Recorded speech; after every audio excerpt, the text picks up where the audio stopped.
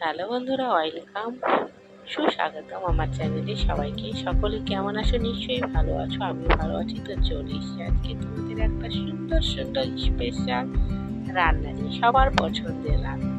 আজকে রবিবার সানডে, তো তাই মাটন এনেছে। তো ভাবলাম মাটন যখন আসবে, তো অনেক দিন থেকে বিরিয়ানি খাওয়া হবে, তো ভাবলাম বাড়িতেই বিরিয়ানি করে খাই।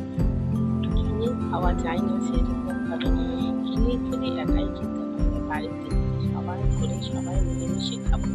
বিরিয়ানি করার জন্য সব জিনিস রেডি করে নিয়েছি, আর মাটন কষাটাও যে করবো, তো সব রেডি করে নিতে হবে। ওই জল বসিয়ে দিয়েছি, দিলাম সাদা তেল, আর দিলাম লবণ, গোটা গরম মশলা। চালটা এখানে আমি ভিজিয়ে রেখেছিলাম আধ ঘন্টা আগে। জলটা টক করে ফুটে উঠেছে, এবার আমি চালগুলো ধুয়ে দিয়ে দিলাম। সবাইকে ওয়েলকাম, সুস্বাগতম। কেমন করে বাড়িতে তোমরা বিরিয়ানি করবে, তো সেটাই তোমাদেরকে দেখাচ্ছি। আমি তো মাটন বিরিয়ানি করবো না, আলু বিরিয়ানি করবো। তো কারণ মাটনটা কষা করবো, মাটনটা যেন কম আছে, তাই আমি মাটন দেবো না। দেখো আলুটা সেদ্ধ করে নিয়েছি প্রেসারে, এটাতে লবণ হলুদ মাখিয়ে তেলের মধ্যে ভালো করে লাল করে আমি ভেজে নেব। আলুগুলো একদম লাল লাল করে ভেজে নিতে হবে। আলুগুলো আমি ভেজে নিচ্ছি।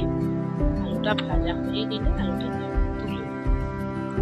কেমন লাগছে আমার ভিডিওগুলো তোমাদের অবশ্যই কিন্তু কমেন্ট করে তোমরা জানাবে, আর কে কোথা থেকে দেখছো অবশ্যই কমেন্ট করবে।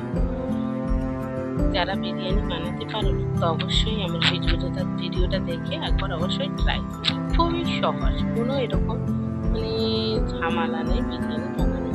মানুষ ভাবে খুবই ঝামেলা, কিন্তু খুবই সহজ।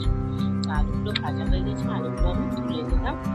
এই তেলের মধ্যে আমি দিলে হচ্ছে কি পেঁয়াজটা, আমি কিছুটা পেঁয়াজ বেরেস্তা করে নিচ্ছি।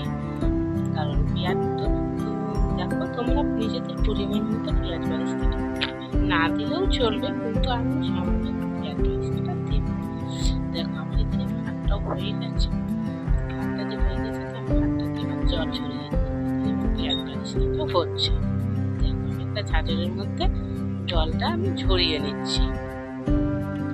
আপনি বলছি সবাইকে ওয়েলকাম, সুস্বাগতম। কেমন লাগছে অবশ্যই কমেন্ট করবেন। আমার ছোট্ট ছোট্ট সুন্দর সুন্দর আমি ব্লগ ভিডিও দেওয়ার ইচ্ছা করছি, তার সঙ্গে কিছুটা আমি রান্নার ভিডিও দিচ্ছি। দেখো তোমাদের সাথে কথা বলতে বলতে আমার পেঁয়াজ বেরেস্তাটাও হয়ে গেছে। এবার ভালো করে পেঁয়াজটাকে তুলে নেব। দেখো তেলটা চেপে চেপে তুলে নিচ্ছি পেঁয়াজগুলো। তো আমি আলুটা ভেজে রেখেছি, যে এই কড়াইয়ের মধ্যে আমি মাংসটা দিয়ে দেবো। কারণ আমি মাংসর গ্রেভি তুলেই বিরিয়ানিটাতে দেবো, আলুটা আর কোনো আমি কষা করবো না। তো এখানে আমি ফুড কালার নিয়েছি, দুধ নিয়েছি, এখানে আমি কেওড়ার জল, গোলাপ জল, আতর সব আমি দিয়ে দিলাম। মিঠা সব হাঁড়িটা আমি গরম করে নিয়েছি, আর হাঁড়িটাতে আমি ঘি দিয়ে ভালো করে চার সাইডটা ঘুরিয়ে দিলাম। আমি এই হাঁড়ির মধ্যেই বিরিয়ানিটা করবো। তো দেখো এই যে বললাম তোমাদেরকে কি, যে মাংসর গ্রেভিটা তুলে নিয়েছি, তো সেই গ্রেভিটা আমি দিয়ে দিলাম, আলুগুলো দিয়ে দিলাম আগে তলার মধ্যে। তারপরে আমি বিরিয়ানি মশলা দিলাম, এর মধ্যে আমি কিছুটা পেঁয়াজ বেরেস্তা দিয়ে দিচ্ছি, আর এই ভাতটা আমি দিয়ে দেবো। আমি এখানে 2 লেয়ারের বিরিয়ানিটা দেবো। দেখো একদম ভাতটা যে হয়েছে ঝরঝরা। ভাতটা তোমরা পুরোটা সেদ্ধ করবে না, 3 ভাগ সেদ্ধ হয়ে যাবে, 1 ভাগ কিন্তু শক্ত রাখতে হবে বিরিয়ানির ভাত, তারপরে ভালো বিরিয়ানি হবে। দেখো ভাতটাকে ভালো করে ছড়িয়ে আমি দিয়ে দিচ্ছি।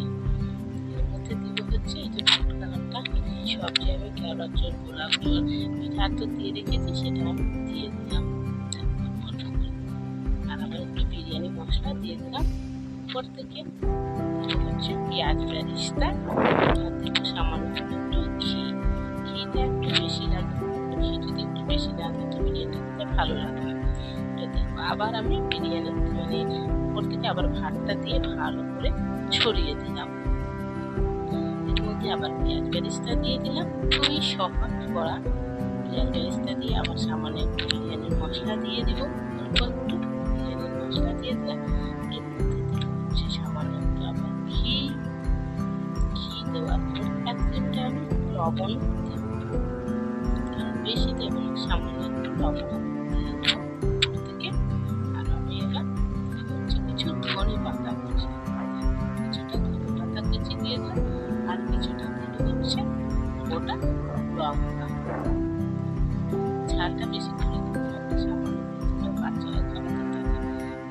আমি গোলাপ জল, কেওড়ার জল আর মিঠা দিয়ে দিলাম, দিয়ে এবার আমি চাপা দিয়ে দিলাম। এবার আমি এটাকে একটা পাত্রে তাওয়াটা গরম করে নিয়েছি, এর মধ্যে আমি দমে বসিয়ে দিয়েছিলাম। মানে 15 মিনিটের মতো দমে রেখেছিলাম। তো রেডি আমার হয়ে গেছে বিরিয়ানি। দেখো থালা একদম টেবিলে নিয়ে চলে এসেছে, সুন্দর একদম কালারটা এসছে, ঝরঝরে দারুণ হয়েছে। সবাই একদম অপেক্ষা করতে পারছে না, কারণ বেড়ে গেছে, তাই মনে হয়ে গেছে সবাই খাওয়ার জন্য বসে আছে। দেখো তোমাদের সার্ভ করে দেখাচ্ছি, একদম সুন্দর দোকানের মতো ঝরঝরে পারফেক্ট বিরিয়ানি তৈরি হয়ে গেছে আমার। খুবই সহজ, তোমরা দেখতেই পেলে কোনো ঝামেলা নেই, একদম সহজ চটপট করে তোমরা বাড়িতে বানিয়ে নিতে পারবে এরকমভাবে বিরিয়ানি।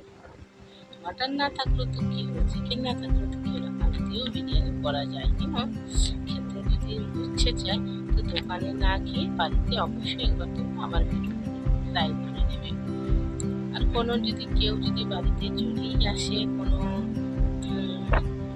এখন হঠাৎ করে কেউ চলে আসলো বাড়িতে, তো এরকমভাবে বিরিয়ানির চাল থাকলে বানিয়ে নিতে পারে। মটন কষা আর বিরিয়ানি কেমন লাগলো আমার ভিডিওটা অবশ্যই তোমরা কিন্তু কমেন্টে জানাবে।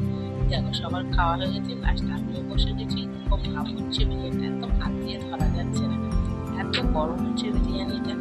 ছেলেও বসে গেছে, একবার খেয়ে নিয়েছে, কিন্তু বিরিয়ানিগুলি আমার ছেলে অনেকবার খায়, কারণ ওনার বিরিয়ানি খুবই পছন্দ, ফেভারিট। বিশেষ করে বাড়িতে ছেলের জন্যই বানানো হয় বিরিয়ানিটা আমার। দেখো খুব সুন্দর কিন্তু হয়েছে, আমিও খেয়ে দেখলাম, খুব ভালো হয়েছে, একদম দারুণ দোকানের মতোই হয়েছে বিরিয়ানিটা।